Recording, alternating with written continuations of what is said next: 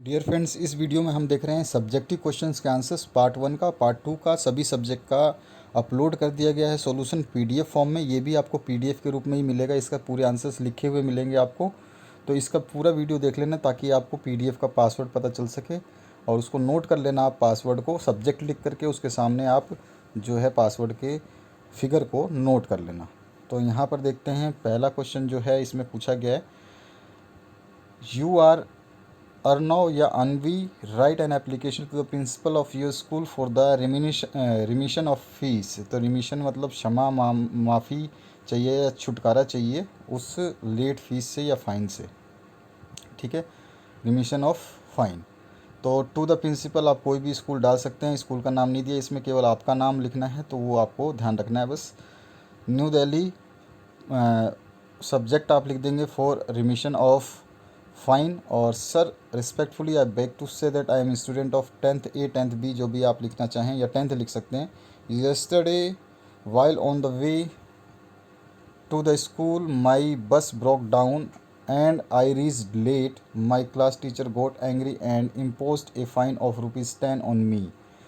I am very poor student, a good student, and my father is a poor man. He cannot pay the fine. I therefore request you to remit my fine. I shall be thankful to you for this kindness.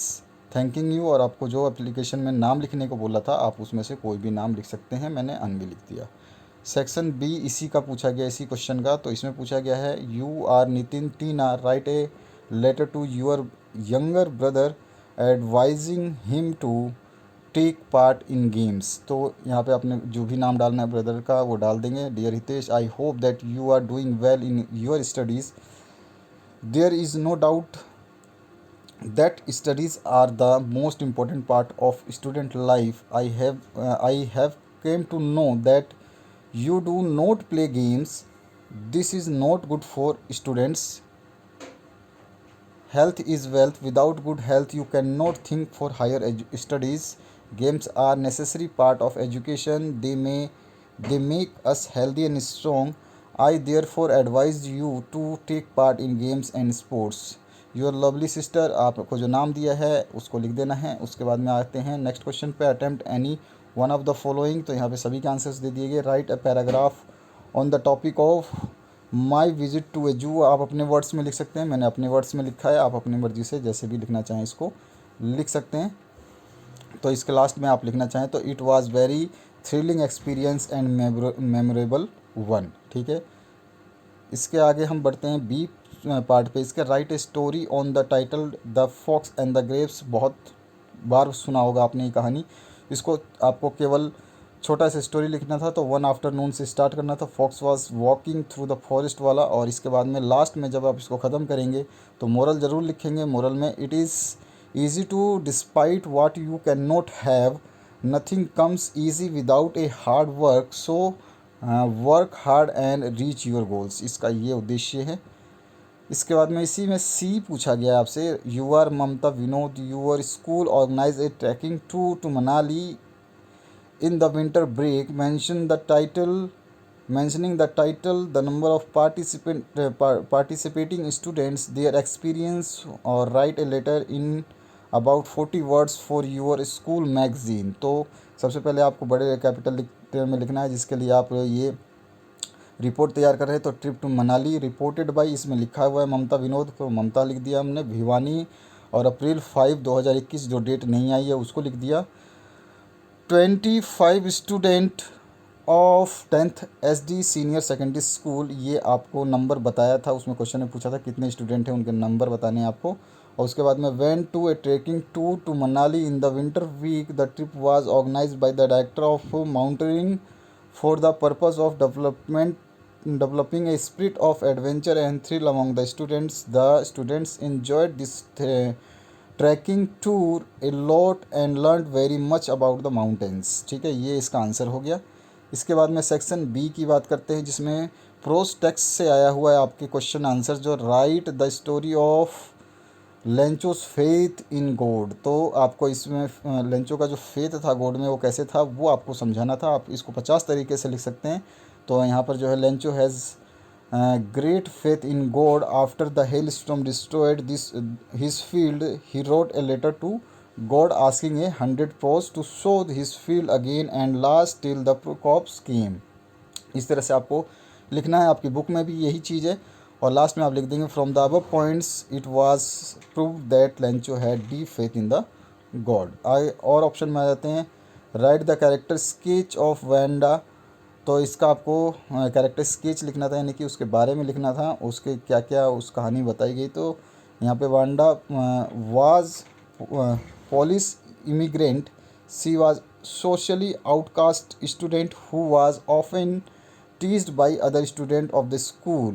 ठीक है, इस तरह से जो जो उसके साथ होता था उसके कैरेक्टर के बारे में लिख देना है। तो यहाँ पे आप पढ़ सकते हैं इसको।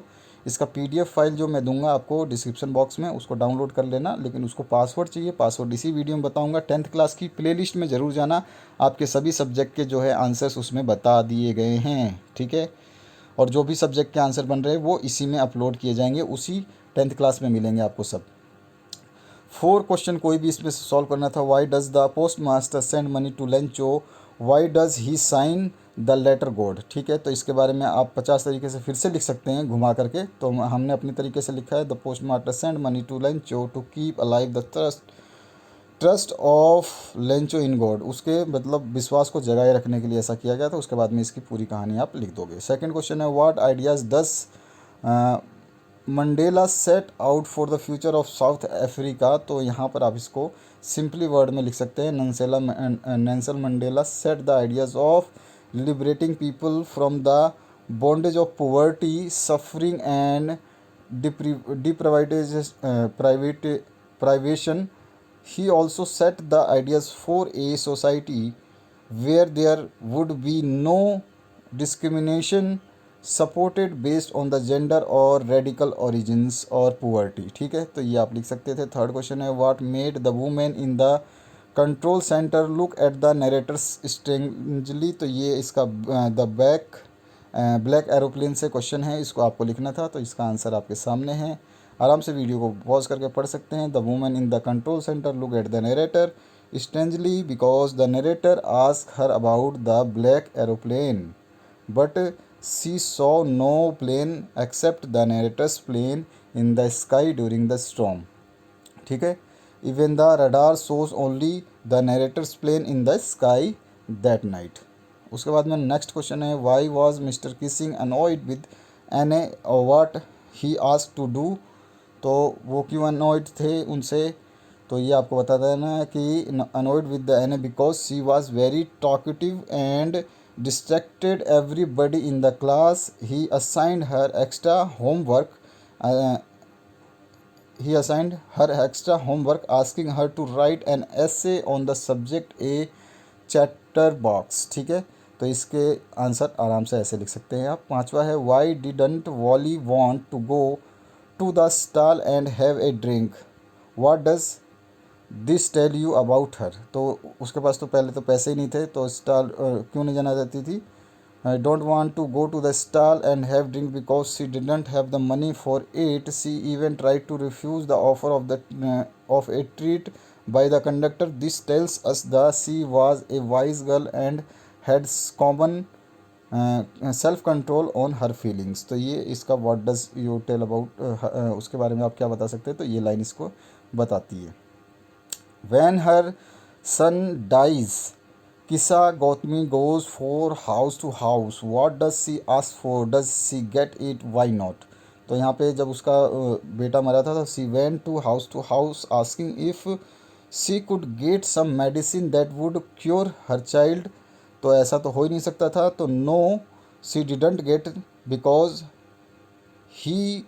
her child was dead and no medicine could have brought him back to life. तो इन सभी के आंसर्स हो गए एक एक पॉइंट के।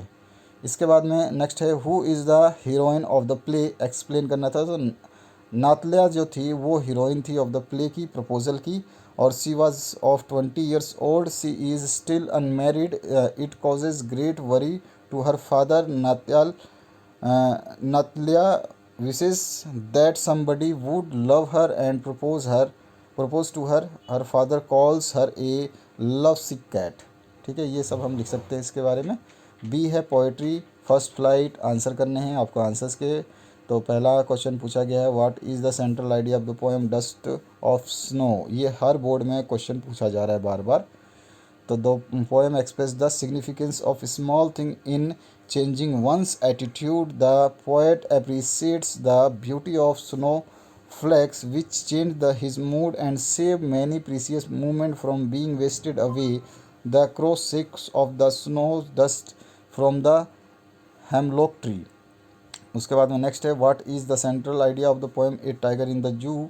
तो इसका सेंट्रल आइडिया आप आराम से छोटे छोटे वर्ड में लिख सकते हैं। In this poem the poet is trying to contrast a tiger in the zoo with the tiger in its real natural habitat.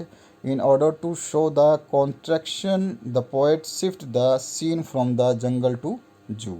उसके बाद में what does in the word of possessions mean in the poem ball poem में। तो the word in of possessions mean that the world is full of materialistic things.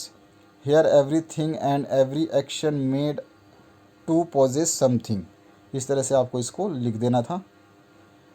इसके बाद में what were the name of Belinda's pet.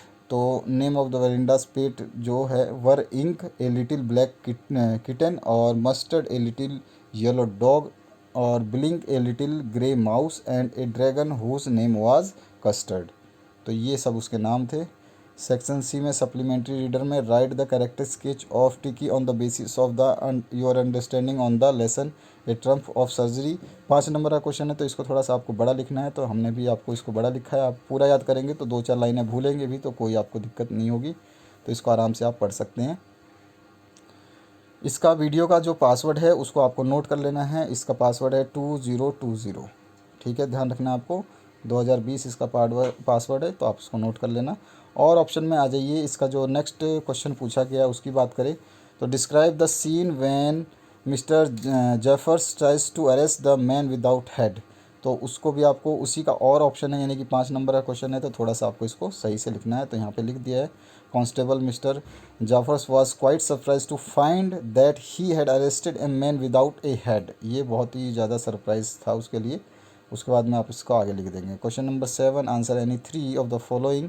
तो सबसे पहला question है, why is Mrs Pumphrey worried about Tiki. तो ये पता ही है आपको, क्योंकि वो रिफ्यूज़ कर देता था, फूड वगैरह को खाता नहीं था, वॉमिट कर देता था, वो सफरिंग कर रहा था, थोड़ा सा उसका हेल्थ इशू था। उसको जो है अगर नहीं खाता तो उसको माल न्यूट्रिशन यानी कि वो न्यूट्रिशंस की कमी हो जाती है, जिसको क्या बोलते हैं हम हिंदी में, रोग हो जाता है ना, जिसको हम बोलते हैं जब विटामिन्स नहीं मिलते हैं तो माल न्यूट्रिशन। ठीक है, तो उसकी वजह से वो दुखी थी। और why was Griffin's wondering in the streets. तो वो किस लिए वंडरिंग कर रहा था, तो इनविजिबल हो गया था और उसने अपने जो है लैंडलॉर्ड के ही मकान को आग लगा दिया था। और वो बचने के लिए इधर उधर क्या हो गया, उसने अपने क्लॉथ निकाल दिए और इनविजिबल हो गया।